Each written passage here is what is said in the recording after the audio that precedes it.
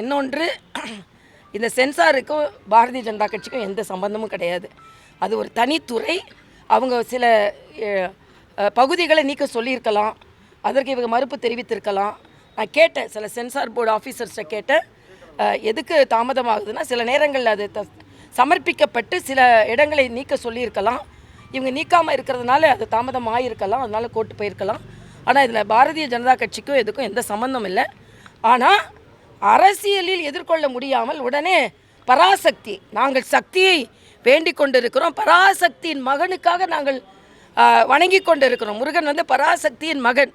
ஆக நீங்கள் இன்றைக்கி உங்களுக்கு தேர்தல் அரசியலில் சினிமாவையும் உடனே கொண்டு போட்டியாக விட்டு அதில் உங்களுக்கு அரசியல் செய்ய வேண்டியிருக்கு. ஆனால் அதுவும் பராசக்தி என்ற பெயர் தான் வைக்க வேண்டி இருக்கிறது என்பதை நான் தெரிவித்துக் கொள்கிறேன்.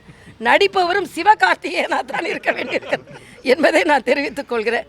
ஆக நீங்கள் நாத்திகம் பேசினாலும் எப்படியாவது ஆத்திகத்திற்குள் வந்து தான் ஆக வேண்டும் என்பதை, எல்லாவற்றிற்கும் மேலே பராசக்தி என்ன கதைன்னு நான் கேட்டேன்னா, ஹிந்தி எதிர்ப்புக்கான கதை.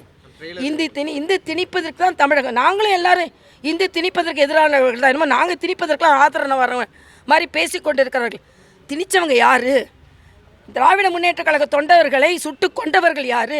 இன்றைக்கி தோளில் தூக்கி வச்சுட்டு திரியிறீங்கல்ல காங்கிரஸ். அந்த காங்கிரஸ் உண்மையிலே பராசக்திக்கு நீங்கள் அது உண்மையான கருத்தை பொதுமக்கள்கிட்ட சொல்லி வேண்டும் என்றால் காங்கிரஸை நீங்கள் துரத்தி விட்டு தான் பராசக்தியை ரிலீஸ் பண்ணணும். என்ன கேட்டால் அதான் உண்மையான ஒரு நிகழ்வாக இருக்க முடியும். ஆனால் எந்த திரைப்படத்திலும் தவறான கருத்து பதிவு செய்து விடக்கூடாது. நிச்சயமாக டெல்லியோட பெருசாக தேசிய உணர்வுக்கு எதிராக எந்த கருத்தும் இருந்துவிடக்கூடாது என்பது எனது கருத்து. டயா பூஸ்டர், சுகருடைய ரிமோட் கண்ட்ரோல் இனி உங்க கையில. அனைத்து மருந்து கடைகளிலும் கிடைக்கும்.